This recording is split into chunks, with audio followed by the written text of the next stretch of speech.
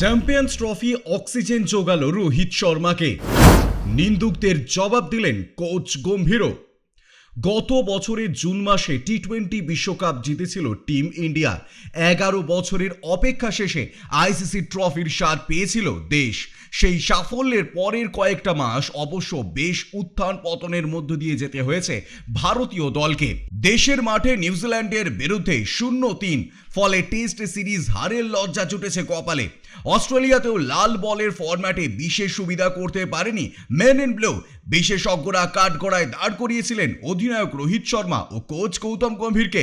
Baggy green বাহিনীর বিরুদ্ধে test series হেরে দেশে ফেরার পর বোর্ডের সদর দপ্তরে রীতিমতো জবাবদিহির মুখে পড়তে হয়েছিল রোহিত ও গম্ভীরকে। তাদের মেয়াদ আর কতদিন, উঠতে শুরু করেছিল প্রশ্ন।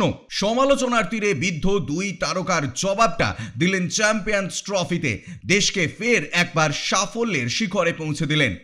রোহিতের ফর্ম নিয়ে গত কয়েক মাসে বিস্তর চর্চা হয়েছে। অস্ট্রেলিয়াতে 3 ম্যাচে 6.20 গড়ে মাত্র 31 রান করেছিলেন। বাধ্য হয়ে সিডনিতে শেষ টেস্ট থেকে নিজেই সরিয়ে নিয়েছিলেন নিজেকে।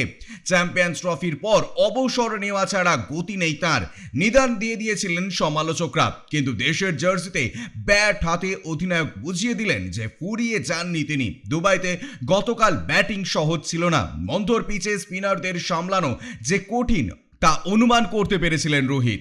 তাই ইনিংসের শুরুতেই সম্পূর্ণ করেন অর্ধশতক। তার দাপটে 18 ওভারের মধ্যে 100 পেরিয়েছিল ভারতীয় দল। পরে ব্রেসওয়েল সেন্টেনারেরা চাপ বাড়ালেও হিটম্যানের 83 বলে 76 জয়ের ভিত গড়ে দেয় টিম ইন্ডিয়াকে। ব্যুরো রিপোর্ট, ইউজে নিউজ।